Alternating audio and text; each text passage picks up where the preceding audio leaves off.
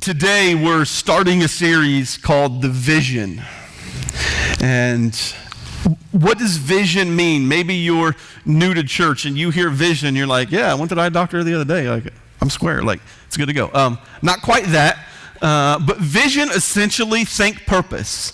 So we're going to spend the next few weeks talking about the purpose of New Life Assembly. The vision that I've been looking at from God and praying to God and seeking His Word and some other things to just see what God would have for us.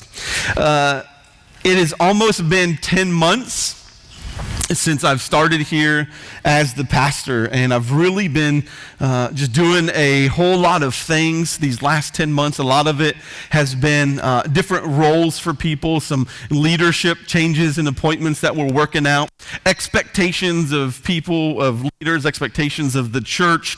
We've looked at some different policies and just, kind of tweak some of those. Been doing some of the business stuff. Hey, who is this vendor? Why do we have this vendor? Is their product really the best product that we need? Is there someone else? So I've been doing a lot of those things and not really talking much about vision. And it's been funny because over those first few months, a lot of people are like, so pastor, what's the vision of the church? What is God telling you? I'm like, I'm trying to figure out how to get around. Like, I don't know yet the vision, it wasn't like this thing where God, gave me this vision to go. God gave me a heart to come here, but I didn't know that vision back in June whenever I started here. But now I believe that we're ready to just kind of talk about New Life Assembly. What is our purpose? What is our vision? If you were here on April 22nd last year and you're still here, thank you so much. It means a lot to me that you are still here. April 22nd was the Sunday that I came here and I preached a sermon and, essentially if you're not familiar with church and how it works, after service, let me kind of put it this way. Imagine yourself wanting a new job at work. Okay, so you go and you have your first day at work. And then all of a sudden, your work says, hey, go hang out in this room by yourself. The rest of us are going to talk about you, whether we like you and we want to keep you around or not. That's essentially what happened here on April 22nd, just to kind of make it to where some of you may understand if you've never been a part of that process. And thankfully, it was a positive welcome, and we said yes, and we got right to work, and God did some incredible things in 86 days from back in Ohio. Some of you have heard this, some of you have not, but in 86 days, we sold 3 houses, a camper, and bought a house. So needless to say, God wanted us to be here. And then if you were here on June 3rd, that very first Sunday, and you're still here, thank you, okay? Because it means a lot to me to really see people stick around to see what God's going to have. Here's one thing that you need to know before you hear what I'm going to share today in the next couple weeks. God had a plan for New Life Assembly long before New Life Assembly ever got here. God had a plan for New Life Assembly at the beginning of time. God had a plan for New Life Assembly back in the 90s, whenever the church started back in the early 90s, right around the fall of 93. God had a plan. God has been at work through several pastors. God's had a plan. God has another plan now for me here. When that time comes that either retirement comes for me or God says you need to go somewhere else, if it's going to be somewhere else colder, there is no way Amy's going to be down for that. I can tell you that we brought her from Ohio to here and she's enjoying the warm weather. But whenever that time comes that God will no longer have Bill Savage as pastor of New Life Assembly, God will still have a plan. Okay, so just understand that, because the same God that created the universe, the same God that sent His Son from heaven to earth to walk and to live on this earth for 33 years, let Him die, go to a cross, completely die, be buried, raised 3 days later, that same God led people to start New Life Assembly in the fall of 1993. Little fun fact, in November of 93, I turned 12. So there you go. God was at work with me, this punk little 12-year-old, way back then, to say, hey, this is going to be for you. But here's what I want you to understand, New Life Assembly, is that regardless of the pastor, regardless of the board, regardless of the leaders, regardless of the size of this church, regardless of the vision, regardless of the mission, regardless of the motto, regardless of the logo, regardless of any of those things, it's the same God. This is his church. So it's his plan, it's his vision. In a minute, we're going to jump into Habakkuk chapter 2, but I want to give you some background of what's happening here. The prophet Habakkuk is having a dialogue with God. He's concerned about this group of people called the Chaldeans, who have just kind of let some of the evil of them begin to incorporate into God's people, into the Jewish people. Habakkuk is really concerned about, all about this. He fears that they may take over and wipe out God's people. So Habakkuk, depends on how you want to say it, whatever. He's having a conversation with God, and he is going to share these few words with him. Now, good thing to know is that after this is shared between him and God, 66 years later, the Chaldeans got what were coming to them. Okay, God took care of things. But here's what Habakkuk said in chapter 2. He said, "And the Lord answered me, write the vision, make it plain on tablets, so he may run who reads it. For still the vision awaits its appointed time. It hastens to the end. It will not lie. If it seems slow, wait for it. It will surely come. It will not delay." I wrote the vision on a tablet. Not sure that's what God had in mind when we told Habakkuk that, but so this is just a verse as I've sought God that he's just kept bringing me back to. Write the vision, make it plain, so that he may run who reads it, so that he who hears it may just take off with this vision, and they'll know the vision, and they'll help spread the vision so that they can do that. He said there's an appointed time coming. It will not lie. If it seems slow, wait for it. It's going to come. It will not delay, is what God tells Habakkuk. I've also got to let you know, church, that this series comes with a bit of a warning. If you grasp this vision today, next week, the week after, and if you grasp it, and if you are really like, yeah, that is great, you are putting yourself in the crosshairs of the enemy. I don't know if any of you have signed up for that, but that's what you are essentially going to do. The vision that God has laid on my heart for this church and for this community, it's not a game. This is not just something to do for anyone or anything to get fame around here. This is because this is what God wants to do. This is not a time for, yay, that vision was so great. Ah, yay. Right? It's not a time for that. I mean, it is good to be excited, but it's a time for you to know that this is a call to action. And then if you say, I've heard Pastor Bill's version for that church or vision for that church, and I love it and I grasp it, you've got to get ready for an attack of the enemy on you. And if you've never been attacked by the enemy on anything, it's because you've never really been a threat to the enemy about anything. And if you are going to sit here and say, I love the vision, I hear the vision, I want to be part of the vision, you will be attacked by the enemy. So I just want that to be clear. Listen, I don't want anybody 6 months from now, Pastor, why is this happening to me? I'll be like, I told you this was going to happen. I told you these things are going to happen to you. You're the one that stuck around. So just understand that. We can't let our guard down. This is a call to action. It's a call, New Life Assembly, to get ready, to go out and to let people know about a Jesus that loves them and cares about them no matter what they've ever done. This is a call to action. Amen. We have to be on guard. 1 Peter chapter 5:8 says this, stay alert. Watch out for your great enemy, the devil. He prowls around like a roaring lion, looking for someone to devour. After today, he really will want to devour New Life Assembly.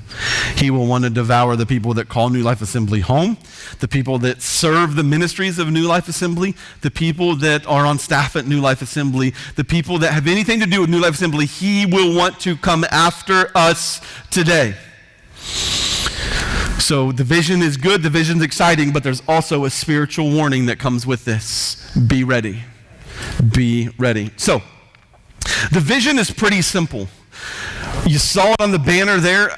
Did anyone not notice? I mean, if this is your first time, you're like, I didn't know it was a new banner. Okay, so if you've been here before, did anyone not notice we have a new banner there?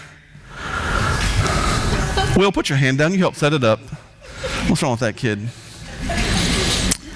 So on there is the vision. Reach, love, lead. It's that simple. That's the vision. The vision for our church is reach, love, lead. What does that mean? Well, that comes in what is known as a mission statement. And our mission statement is New Life Assembly exists to reach people where they are, love people how they are, and lead people in becoming fully committed to Christ. So basically, it is about people. It is about reaching people, loving people, and leading people. It is about people. It is not about Christian people at first. It is not about anyone that is in this room who has been a part of this church for 2 weeks or 35 years. You're like, we haven't been around 35 years. I'm just saying if you're paying attention. It is about people. It is about lost people. And our church motto, what do we want to be known for? It is going to be this. You're going to begin to see this everywhere, and it's going to be come for church, leave as family. We want New Life Assembly to be a family. And within that family means that there's sometimes going to be some disagreements. Now, my kids, when they have a disagreement with me, they don't move out. That's not part of the message. We talk about things. We discuss things. I'm going to move out and go. So listen, we're coming for church, but we're going to leave as family. Those new people that will come here, they'll come for church. They don't know, but they're going to be leaving as family. We want to see that. So listen, whenever there's disagreements and there's things happening, let's be family and let's talk it out and let's work it out. Okay? Let's not move out. Okay, like I can imagine, my counseling list if all of a sudden when you, as husband and wife, disagreed on something, one of you just moved out. No, we stick it out, we stay in there. Today's focus is on reaching people. You saw there in the bumper, just kind of some people who are unreached. Some is kind of some people who don't yet know about Jesus. They don't yet know about church. They know what they've been told by some other people, and they've had some experience that they base it on, but do they really know? So today is about reaching people where they are. Well, Pastor, aren't they supposed to just come through the door? No, they're not. They're not. We're supposed to reach them where, will they? On occasion, they will. But we got to reach them where they are. If your attitude is one of despising people who are lost, that are living outside of God's plan, I need to let you know that you're the problem, not them. Yeah. If you're like, I cannot be around them, those heathens, you're the problem, not them. Please do not tell them you go to New Life Assembly. We have to reach people where they are. We've got to reach them in our neighborhoods. We've got to reach them at work. We've got to reach them at schools. We've got to reach them at events and meetings and all sorts of other things. We have to meet them wherever we're out at the mall, whenever we're shopping, that is where we're going to reach people right where they are. Those God-ordained appointments. Some people will call them coincidences. Okay, those moments where you're with someone and you're just like, wow, this just feels like this is supposed to be. That's what I'm talking about. We're reaching people where they are. Paul said in 1 Corinthians chapter 9 some pretty edgy things. He said this beginning in verse 19. Though I am free and belong to no one, I've made myself a slave to everyone to win as many as possible. To the Jews, I became like a Jew to win the Jews. To those under the law, I became like one under the law, though I myself am not under the law, so as to win those under the law. To those not having the law, I became like one not having the law, though I am free from God's law, but am under Christ's law, so as to win those not having the law. Do you see what Paul's doing here? To the weak, I became weak to win the weak. I have become all things to all people, so that by all possible means I might save some. I do all this for the sake of the gospel, that I may share in its blessings. We're going to be Paul. We are going to become all things to all people, so that we might win some for Jesus. Amen. Paul said he's become all things to all people. In doing that, understand, he never compromises his faith. He never compromises his obedience to God. He never compromises his duty to the cause of Christ. What does he do? How does he do this? You're like, that doesn't make sense. He didn't compromise those things. Here's what he did. Paul adjusted his personal preferences and practices, not in his faith, but in order to reach people where they are. He had some personal preferences. He had some personal practices that he adjusted to win some people for Jesus, to influence people for Christ. Why? Because he wanted to reach people right where they are.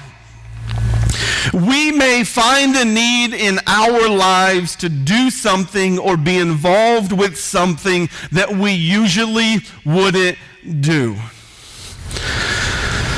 I found out something last Sunday night at Life Group. If you're not part of a life group, please go to oknewlife.com/signups and sign up for one. Life groups are great until you find out some things about people that you just didn't really know. Oh, the people that are laughing are the people that were at youth group or at life group. And if I have to become one of these people to reach someone for Jesus, it is going to be so difficult for me. You want to know what I'm talking about, don't you, church? I found out that there are some other people at this church that are on full-time staff, and even the one that gave him birth, and even some other people. Do you want to know what these people do? Some people from our worship team to know what they do. They take their own food and drink into the theater. You are not serious. I'm done. No. My personal preference and practice is not to do that, okay? That's Bill Savage's personal preference and practice, okay? I'm the type of guy that if I go in to use a restroom at a gas station, some of you are like, that's disgusting. We're not talking about that. I will buy something. That is the type of guy that I am. Like, I'm not going to use that establishment without. So if God tells me, or if I feel the need to do that, that is going to be tough. But I'll do it. Why? Because I want to reach people where they are. So if I invite someone to the movies who's not part of New Life Assembly, and they shoot me a text that says, hey, I'm running late, I'm at the dollar store picking up some food, some snacks and drinks, I'm going to be like, Jesus, now? And I'll have to do the same thing.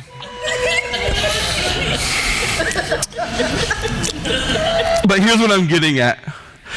Connecting with non-believers is critical to see in the kingdom of God expanded. We have got to connect with non-believers right where they are. right where they are. It's not like we're going to catch something. It amazes me. People are like, ew. You're not going to catch something from people who don't yet know Jesus. Well, what if somebody sees me with them? I'm like, who? Jesus? What if Jesus sees you with non-believers? That's where he spent his time. Was it with non-believers? So he's going to be like, finally, you're doing it right. Okay? Well, Pastor, what if you see me? I'm probably going to join you. We have to have a desire to reach lost people, and that desire should outweigh a desire to protect our image. Amen. Sometimes we just got to loosen up a little bit. Now, at the same time, we have to keep it in check, okay? I don't want to get, Pastor, how's it going, man? Can you come pick me up? I've been out witnessing down at the bar, and I can't drive home. Oh, hey, buddy, I'm talking to my pastor. You want to call him? That's not what we're saying, okay? I just want to get that one out there quickly, okay? That's not what I'm saying, because getting drunk would be a compromise of faith, and that's not what we're saying, all right? Just simply saying that we've got to reach people where they are, keep things in check. So what is reaching people where they are? What does that require? First, for you and I, accepting an individual responsibility. It is up to us individually to reach people where they are. Jesus didn't die on a cross for Christians to fill up churches. Hello. That is not why he died on a cross. We've got to tell people, we have got to let them know that time is running out, that we are closer today than we have ever been, okay? We have got to let them know that time is running out, that God is about to send his son back for us. You say, well, when? Give me a date. No, the word says not to do that. Okay? It says no one knows the hour nor the day which the Son of Man returns. We don't know that, but we know it's closer. Why? Because in here it talks about wars, and it talks about weapons, and it talks about false doctrine, and it talks about all kinds of other things. And if you look at this, you're like, oh, that's kind of happening right now. Yeah, it is. So we've got to have that desire to reach people, to tell people that personal responsibility. How do you do that? First, don't be ashamed. You cannot be ashamed of Jesus. You cannot be ashamed of him. Romans chapter 1:16, under this whole don't be ashamed thing. Romans 1:16, for I am not ashamed of the gospel, for it is the power of God for salvation to everyone who believes, to the Jew first, and also to the Greek. Greek meaning non-Jew, okay? If we look inside the Bible in the Old Testament, it was all about God's people, God's Jewish people. That was where his favor, that was where his hand was upon. That was who he was putting under his watch. And those were people that would be welcomed into heaven. And in the New Testament, we then begin to learn, after Jesus comes, it's not just about the Jew, but it's about the Greek, also known as a Gentile, someone out of the Jewish lineage. So it says here that I'm not going to be ashamed of the gospel. I'm not going to be ashamed of the gospel. Anyone here who is a Lecrae fan, you know exactly what this is talking about, right? The 116 click. This is what it means. You're like, I thought that was a zip code. No, it's Romans 1:16. Pay attention to culture. Here's one thing that I know is that for me, the only things that I'm ashamed of are things or people that embarrass me. That's the only thing I'm ashamed of. Okay? And it is pretty hard for me to do something that would embarrass myself. Just not something, that really happens. But what I'm not ashamed of is my Savior. We cannot be ashamed of Jesus Christ if we call ourselves Christians, church. We cannot be ashamed. We cannot fear of not wanting to tell someone about him. He went and he died on a cross for us, so why would I want to be ashamed of that? I want to tell everyone about it, about him and about my faith and about my journey and about my walk, because we can't be ashamed. Well, Pastor, what if we are ashamed? What if I do struggle with that a little bit? That's a great question. And Jesus answers this in Luke chapter 9. Right after he talks about carrying your cross, Jesus is talking about, hey, pick up your cross and follow me. So right after this, here's what he says in Luke chapter 9, verse 26. For whoever is ashamed of me and my words, of him will the Son of Man be ashamed when he comes in his glory and the glory of the Father and of the holy angels. Let me give you that in the Revised Pastor Bill version. If you don't tell people about Jesus, Jesus isn't telling his daddy about you. Okay? If you do not tell people about Jesus, Jesus is not going to tell his daddy about you. Well, what does that mean? The word tells us that the only way to God is through Jesus Christ. That is the only way, is through a relationship with him. If we're ashamed, we don't enter into heaven. If we're more worried about our image, our reputation, if we're more worried about whatever it is, we cannot be ashamed of Jesus. What else do we have to do when it comes to that personal responsibility? We have to care enough to invite. We have to care about people enough to invite. Luke chapter 14, verse 23 and 24. Then the master told his servant, go out to the roads and the country lanes and compel them to come in, so that my house may be full. I tell you, not one of those who were invited will get a taste of my banquet.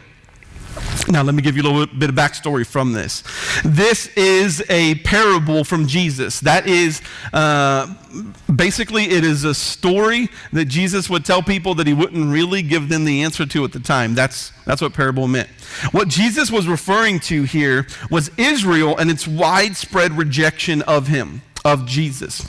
And if you go back and you look there in Luke chapter 14, it talks about some people who accepted the invitation, and then they had some better things come up, and they didn't. So he says, hey, there are some people out there that they haven't even yet been invited to my table.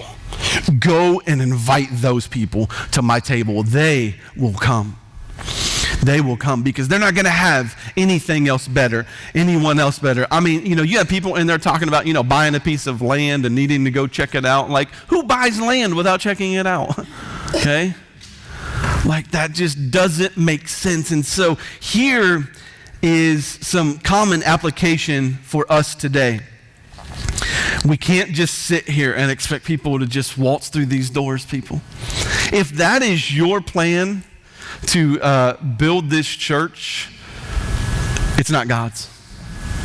He wants us to personally reach people right where they are. We've got to have a heart for lost people. We've got to have a heart for lost people. I said we've got to have a heart for lost people. We've got an issue here, church, whenever we don't have a heart for lost people. Well, I like my church just the way it is. No, I don't, neither does God. Well, I love the people. I love the people too, but I love more people and more people and more people. We have got to be a church that wants to see unsafe people come in. And listen, I did not come all this way to pastor a church of transfer people, but to pastor a church of transformed people. Amen. What do I mean? The people who you talk to that at their church they're having some troubles, don't bring them in here. Do me a favor. No. Say no. Tell them, work it out. Stay there. Work it out. I don't want transfer growth for New Life Assembly. When I hear that someone else came from another church, bing, red flags go up immediately. And I'm probably calling that pastor at some point during that week. I'm like, hey, do you know so-and-so? He's like, how much time you got? Oh, great. But unsaved people, transformed people, people who don't know much about church, these people I love.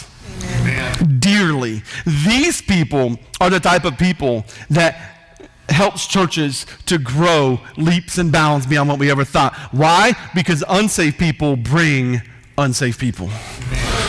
And then more, and then more. And that is how it is going to happen. Basically, we have got to point people to Jesus rather than point out their sin. Yeah. Well, Pastor, I invited them to church right after I told them that they do this wrong, this wrong, this wrong, this wrong, this wrong, and that wrong, and that God really hates that. That's your problem. Invite them in. Share your story with them. Don't worry about their sin, okay? Pray for them about it. But if they haven't yet walked through the doors to hear about Jesus, do you really think that you're that qualified to tell them everything that needs to be done for them? Most of us not. Early on in my life, no way. I was like, yeah, come to church for what? The pastor will tell you? I don't know. But we have got to have a heart for people and not be trying to let them know a list of everything that they do wrong, but to let them know of the way and the truth and the life. Amen. Trust me, people know when they do things that they shouldn't be doing. They already know. This next one is going to sting a little bit. Okay? Display proper conduct. If you're a Christian, act like you're a Christian. If you call yourself a Jesus follower, act like you are. Colossians 4, be wise in the way you act toward outsiders. Make the most of every opportunity. I make the most of every opportunity to tell them their sin and tell them that God's judgment's coming down upon them, Pastor. Yeehaw! Keep reading. Make the most of every opportunity. Let your conversation be always full of grace, seasoned with salt, so that you may know how to answer everyone. Some of you guys just like salt, salt, salt, salt, salt, salt, salt, salt, and a little pinch of grace. That's not how it goes at all. It is grace, grace, grace, grace, grace, and a little pinch of salt. Grace, grace, grace, grace, and a little pinch of salt. What does salt do? Salt enhances flavor. Some of you guys like salt's the only thing I want to taste, right? And then some people put vinegar and salt on their fries. Ugh. I hope there's a special section in heaven for those people. Ugh. But salt should enhance the flavor. In a spiritual sense, it should lead to a thirst and a hunger for God. It shouldn't have people waiting on you to finish and get out of their face so that they never have to see you again. And sometimes we've been guilty of that because we're trying to I want to let them know. Not your job. You're the closest thing to Jesus non-believers may see. How well are you doing? It's just for you to decide. How well are you doing at showing Jesus to others? It's not just on the individual, it is on the church too, to reach people where they are. For us, we've got to have a focus from New Life Assembly. We have got to focus on this vision. Reaching people where they are requires a focus from us as a church. New Life Assembly, myself, the leadership team. On to the next one, please. We, as a body, we must focus on vision. Focus on vision. We can't cut it short if things aren't happening the way that we thought that they would. Okay? Let's go back to Habakkuk chapter 2, verse 3. It says, for still the vision awaits its appointed time. It hastens to the end. It will not lie. If it seems slow, wait for it. It will surely come. It will not delay. We have got to stay focused on the vision. Focused on the vision. We have got to stay focused on it.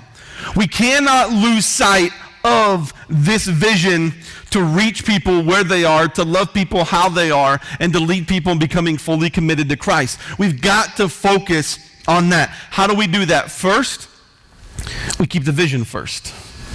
That is how we do that. It's not about our needs. It's not about our wants. It's not about our desires. There may be some things happening now that may not be around forever. There's going to be some changes to some things that are happening because we want to make sure that the vision is first, that the vision that God has for New Life Assembly is first. So here's a question that we have to ask. Does what we do point to the vision? Does what we do point to the vision? It doesn't matter how cool it is. It doesn't matter how much tradition it holds. It doesn't matter how much I want it or how much you want it. None of those things matters if it doesn't point to the vision. That is essentially going to be a filter of how we do things at New Life Assembly. Our ministries, our training, our leadership, our structure, our messages, our Bible studies. We've got to ask, do these point to the vision of reaching people where they are, loving people how they are, and leading people to become fully committed to Christ? Does this do it? If not, we don't need to do it. It's got to point to the vision. It's got to point to the vision. And finally, as a church, what do we need to do? I am so ready to do some outreach. If you're not familiar with what outreach is, it is us leaving these four walls, and it is us going out and loving people reaching people right where they are and loving them how they are. Outreach brings us part one and part two at the same time. It is great. Outreach is where we just leave here and we just go and we love on people, and we're going to meet some needs along the way. Here's a question that is oftentimes on my mind. Would our community miss us if we no longer existed? Right now, I don't think they would. I don't know that the community, the everyday person in and around our community, like we would miss New Life Assembly if New Life Assembly closed. But would the community? I don't know that they would. We're going to change that, church. We are going to make sure that our community knows who New Life Assembly is and the Jesus that we serve. Our focus needs to be on impacting a community rather than growing a church, and here's why. Impacting a community always leads to growth, but growth doesn't always lead to impacting a community. As we impact the community around us, it will lead to church growth. Hear me out. It will happen. But growth will not always make that church go out and impact a community. It only works the one way. So, as a church, we're going to be going out, we're going to be getting involved in some different things. There are some things that we're going to do new ourselves. There's going to be some other things that we're going to partner up with someone, because who wants to reinvent the wheel? If someone else is doing something great, we're going to partner alongside them. We are going to get out there with them. As a whole, we're going to do it as a church. We will be doing this as individual ministries. The majority of Jesus' ministry occurred outside the temple in the community. We cannot lose sight of that. That Jesus' ministry oftentimes happened in a public setting, in a community setting, in someone's house, at a wedding feast. Jesus oftentimes did his ministry not inside here, but out there. So these are what it is going to take for us as a church to reach people where they are.